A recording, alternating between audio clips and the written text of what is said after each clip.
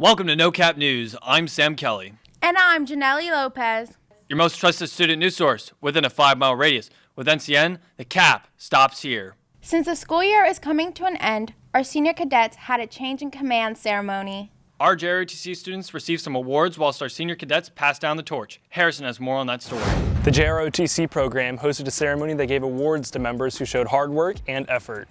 In the JROTC program, we want to publicly acknowledge cadets for their accomplishments. We do this through an awards program by identifying cadets who have achieved excellence. JROTC uses awards and decorations to symbolize and distinguish these cadets for their successes. So a senior, his name's Thomas Smith. I replaced Thomas in his position as Command Sergeant Major. He's an NCO. He's the highest ranking NCO that we have in our ROTC program here at Bluffton High School. So basically what he does, he's kind of like the hands-on guy. We have the battalion commander, but she's more of like the officer in charge. She kind of oversees everything. So his duty, and it's my responsibility now, but he's more of the hands-on guy. He does everything leading from the front.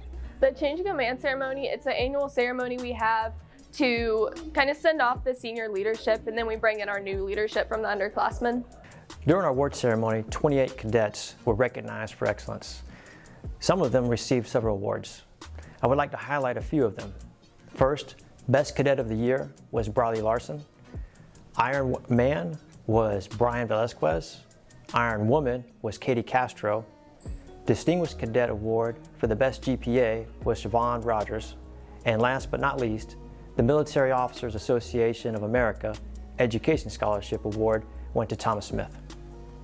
There's also a change of command ceremony where upcoming seniors take on new roles. So I replaced Briley Larson. She was battalion commander, and I will be the 2021-2022 battalion commander for next year. So I replaced the former battalion executive officer, Destiny O'Neill, and I'm going to be the new battalion executive officer for next year. My rank is cadet major, and I'm going to be controlling the staff, and I'm going to be like the people's commander. So the change of command, again, it's kind of like when the seniors retire, they hand over the battalion to the incoming seniors. So we assume the new leadership positions, and then we kind of take charge of the unit for the rest of the year, and then into the start of next year. And then around the same time next year, we'll kind of retire as well and hand it on to the next class incoming. There are two types of awards. Unit awards that recognize unit excellence, and individual awards that recognize personal achievement. JROTC rewards cadets for extracurricular activities, excellence in competition, contributions to unit goals, and outstanding service. So the battalion commander is the highest ranking cadet in the battalion, and the only person above the battalion commander is the senior army instructor, which is Colonel Foster. So as battalion commander, you're just in charge of the battalion and are responsible for all the battalion does or fails to do. We look forward to seeing the new students in charge, and we wish them the best of luck. With NCN, I'm Harrison Dill. We look forward to seeing our new officers in action in the upcoming school year.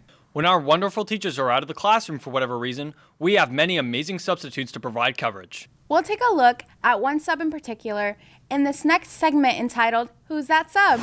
Time for a little segment we'd like to call Who's That Sub? Today's sub comes all the way from Venezuela, plays multiple instruments, and believes students should make the best of their time in class. It's Guillermo Brazon. This substitute, who has many interests, comes all the way from Venezuela and views being a substitute as an opportunity to leave an impact on students. I am from Venezuela. Venezuela is a beautiful country located in South America.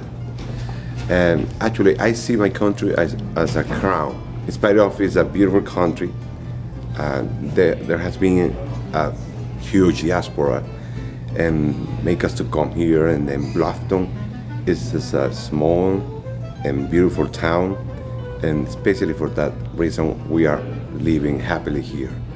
He's very musically inclined and knows how to play more than 10 instruments. To play guitar, to play any instrument, to sing, to teach, could be my hobby.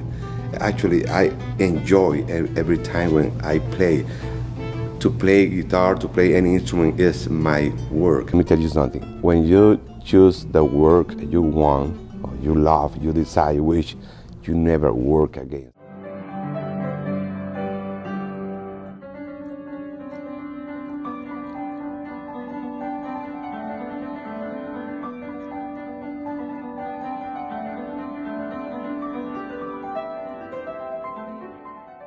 As a substitute, he likes to make impacts on students' lives in any way he can.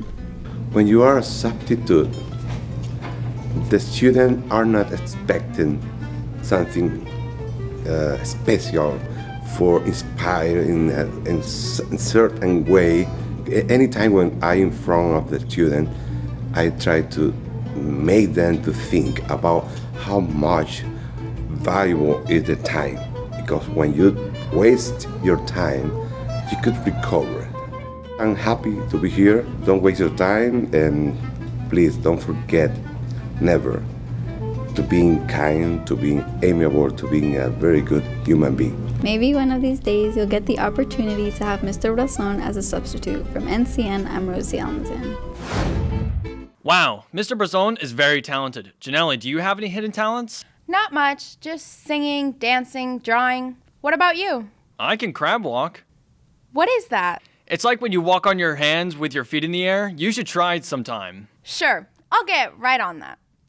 Sugar honey iced tea. This next story is sweet. Miss Waddell's class recently participated in a cupcake cooking contest. Our own Martin Spence has that story.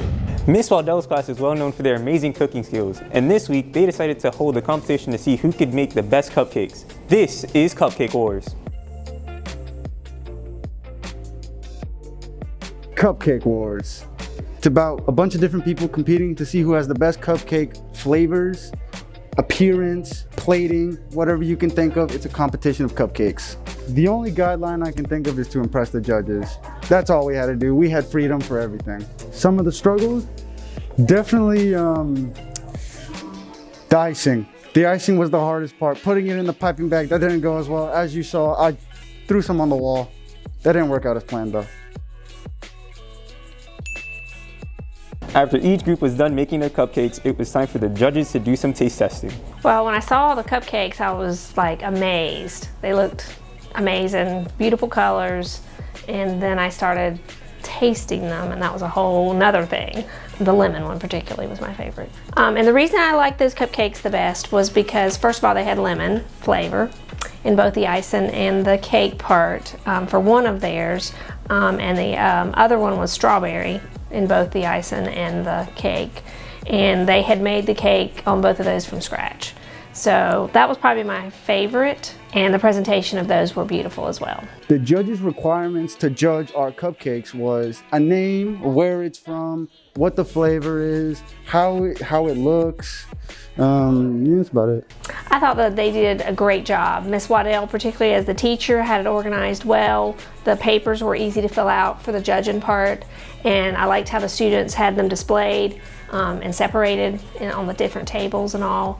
It was fun. It exceeded my expectations of Cupcake Wars. With the competition being so intense, it was truly amazing how some of these cupcakes turned out. With NCN, I'm Martin Spence. Thanks, Martin. Janelle, did you get a chance to try any of the cupcakes the other day? I was actually one of the cupcake judges, so I got to try all of them. Really? Who won? Well, my favorite was the Fall Vibes. It was like a pumpkin spice flavor, but in overall, the winner was the Garden. Sounds fancy. Well, it's just your standard lemon and vanilla flavors, but they were good. Speaking of winners, there were many senior success stories here at Bluffton High School, and we've gathered a few of them here today. Max has more on that story. The following seniors have put a lot of effort throughout high school, and they will keep on achieving many things after graduation. Let's look at someone who's going straight into the workforce. I intern at Bluffton Family Chiropractic in Old Town Bluffton. I shadow chiropractors and watch them take x-rays on people and certain patients and how they treat certain disorders. It kind of gave me a gateway to explore what profession I wanted in the medical field, because I was kind of uncertain on what I wanted to do, but I knew that I wanted to do something in the medical field. For this student, his future plans are really taking off. I'm going to Clemson University to study in civil engineering, as well as get a minor in aeronautical studies with the Air Force ROTC. After college, I'm going to be going to Texas near the San Antonio area to further my training in the Air Force on one of their bases out there. I'll be there for around 6 months, and once I complete my training in that area, I'll be deployed to my wherever they have me going for my first job. Bluffton High School has also paved the way for students to attend college. I'm going to be going to Clemson this year. I'm going to be majoring in civil engineering, so I'm just going to start out with like a 2-year general engineering program, and then it's like a 5-year program, so the next 3 years will be like specific to my engineering field. This summer I'll be going to Wingate University. They offered to pay for my full tuition, so thanks to the opportunity I'll be going over there, and my parents won't have to pay much out of pocket. I am actually still debating. I don't know if I want to do biomedical engineering. I don't know if I want to do economics. I still don't know. I'll probably see what I like the most over there. Even though they have nothing to do with each other, I'll figure it out. After college, I'm still going to stick to civil engineering. I'm thinking about joining a firm once I get out of college. I'm hoping to get some internships during college so I kind of get some connections then. If not, maybe join the family business. My dad's into real estate, so maybe help him out with that. After college, I'll be graduating with no debt because of the scholarship, which will allow me to go get a master's degree after that, since I won't have to go right into the workforce, which I'm really grateful for. All right, we wish these seniors good luck on their future endeavors, and we are sure they're going to do great things. For NCN, I'm Max Rodriguez. Thanks, Max. So this is our final episode of No Cap News. Sam and I are graduating. Honestly, it's been a great experience working with the No Cap News team and the Media Technology program. Putting the show together requires writing scripts, conducting interviews, and being informed about everything that's going around the school. On the technical side, we work with video production equipment and editing software. We also have an internship for students to get on-the-job experience. Adam Kent has been working with the Beaufort County News Channel and is here to tell his story. Adam's been great since he's been here with the County Channel. He's worked on several projects. I've edited pieces for things such as Coastal Kingdom, and I've done live shoots in the truck, and I've been on production with Coastal Kingdom on site helping with the shoot. He did one where he voiced and edited the entire piece, and has just been really, really great to work with. For what we do, which is like media production, it's really important to get students out and in the field and learning that way, because there's only so much you can do within a classroom setting, and you can learn the basics and stuff, but really where the rubber hits the road is like when you're out on production and you're working in the field and working on shoots and stuff. I've been able to not only develop the skills I'm already familiar with, such as Adobe Premiere Pro, but I've also learned new skills with working with different cameras that I was before unfamiliar with, and also equipment that was completely foreign to me, such as like a TriCaster and working in a live truck. These were things that obviously I was unable to do in a classroom. Because the nature of our job doesn't allow us all the time to like start from scratch with someone, it makes it a lot easier if that intern or that student can show up on the first day and immediately start working on a project. Definitely having familiarity with things such as Adobe Premiere Pro has aided me in being able to jump right into just working on projects. Internships are like one of the most important things to do if you're following this career path, because they get you connections, they get you skill and on-site job experience, and it's just stuff that is invaluable. Put yourself out there, you never know who might have a connection to something you want to do. Ask a teacher, or just maybe even over the summer find something you can do, because with fields like this, or any field in general, making connections and actually getting experience outside of a classroom, you'll get a lot of value out of it, and it'll better prepare you for college and your future. Pursue what you want to do and put yourself out there, and you can go places. It's been a pleasure working with the team here and keeping you guys informed. We want to thank Adam for editing the show each week. And for the last time, that's it for this edition. I'm Sam Kelly. And I'm Janelle Lopez. Stay tuned for the next generation of No Cap Newsers. Until then, all facts, no cap. We leave you now with a clip Adam Kent edited and voiced that is currently airing on the Beaufort County Channel.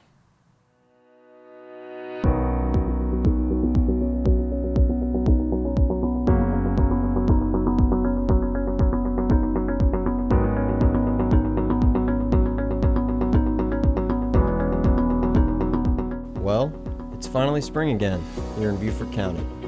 Nature is beginning to move around, and that means we need to be aware and extra cautious. It's mating season, and animals are looking for food. Please be watchful respect our wildlife neighbors, don't feed them, and don't try to pet them. When out walking, assume every body of water, no matter how small, may have alligators living there. Always keep your dogs on a leash. Fill in any holes you dig at the beach, and always take your trash with you, and keep our beaches clean of litter. Protect our rivers and waterways, and respect all of our wildlife. It's spring in the Low Country. Humans and our wildlife can all safely enjoy the beauty of Beaufort County.